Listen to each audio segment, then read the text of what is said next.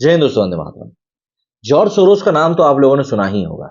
भारत से नफरत करने के लिए महाशय जाने जाते हैं और उम्र के उस पड़ाव में जिसको कि हमारे यहाँ कहा जाता है कि एक पैर कब्र में तो एक पैर केले के छिलके पर है, ये भाई साहब मानने का नाम नहीं ले रहे हैं। एलॉन मस्क ने अब एक पॉडकास्ट में इनके ऊपर आरोप लगाया है कि ये भाई साहब जो हैं ह्यूमैनिटी से ही नफरत करते हैं। और आप यकीन मानिए, एलॉन मस्क अगर कोई बात कह रहे हैं तो सुनना तो पड़ेगा। दरअसल एलॉन मस्क दुनिया के उन अरबपतियों में से, खरबपतियों में से एक हैं जिनको कि मॉडर्न डे ग्रेट कहा जाता है और मार्केटिंग का जीनियस भी कहा जाता है। अपने क्षेत्र में जिस तरह का काम इन्होंने किया है वो वाकई में लाजवाब है। या यूं कहें, अपने क्षेत्र में जिस तरह के दांव इन्होंने लगाए हैं वो वाकई में लाजवाब है। मार्केट की समझ रखने वाला सबसे बेहतरीन इंसान यदि किसी को माना जाता है तो वो एलॉन मस्क है। अब ऐसे में एलॉन मस्क का जॉर्ज सोरोस के लिए इतना बड़ा बयान देना वाकई में जॉर्ज सोरोस खुद के लिए भी बहुत बड़ी बात है। टेस्ला के सीईओ एलन मस्क ने रेडियो होस्ट जो रोगन के साथ मंगलवार 31 अक्टूबर को करीब 2 घंटे 40 मिनट लंबे पॉडकास्ट पर बात करी। इस दौरान मानव सभ्यता के खतरे में डालने के लिए वामपंथी अरबपति जॉर्ज सोरोस पर भी हमला बोल दिया। एलन मस्क ने सीधे कहा कि मेरी राय में सोरोस मूल रूप से ह्यूमैनिटी का ही दुश्मन है। वो ह्यूमैनिटी से नफरत करता है। वो ऐसे काम कर रहा है जो सभ्यता को नुकसान पहुंचा रहे हैं।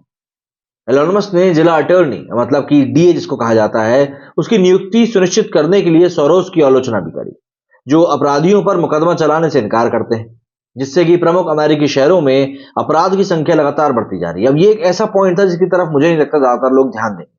मतलब कि इनका कहना है कि जॉर्ज सोरोस अपॉइंटी ऐसे लोगों को करवा रहे हैं जिनका कि आप ये समझ लीजिए अपराधियों के प्रति काम करने का मन ही नहीं, जैसा हमारे यहाँ टीआई होते हैं ना, कुछ वैसे ही।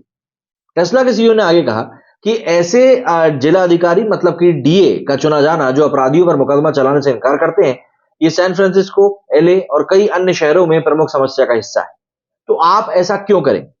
वो दूसरे देशों में भी इस तरह की चीजों को आगे बढ़ा रहे हैं।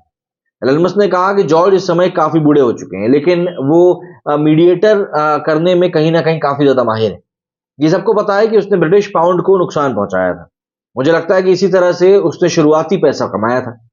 उन्होंने संकेत दिए कि कैसे वामपंथी अरबपति अपने पैसे के दम पर स्थानीय चुनावों को प्रभावित करने की भी कोशिश कर रहे हैं।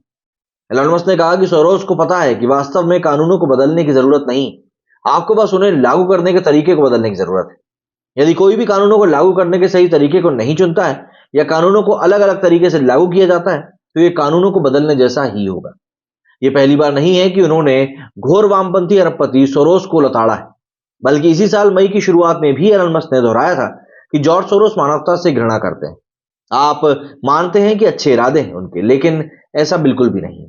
वो सभ्यता के ताने बाने को नष्ट करना चाहते हैं। सोरोस को मानवता से नफरत है। दरअसल जॉर्ज सोरोस को लोकतंत्र को नष्ट करने, शासन में बदलाव लाने और जो वोटर्स होते हैं उनकी इंडिपेंडेंस का जो डिसीजन लेने की पावर होती है ना, उसको खत्म करने के लिए या उसमें इंटरफेयर करने के लिए, उथल पुथल करने के लिए भी जाना जाता है।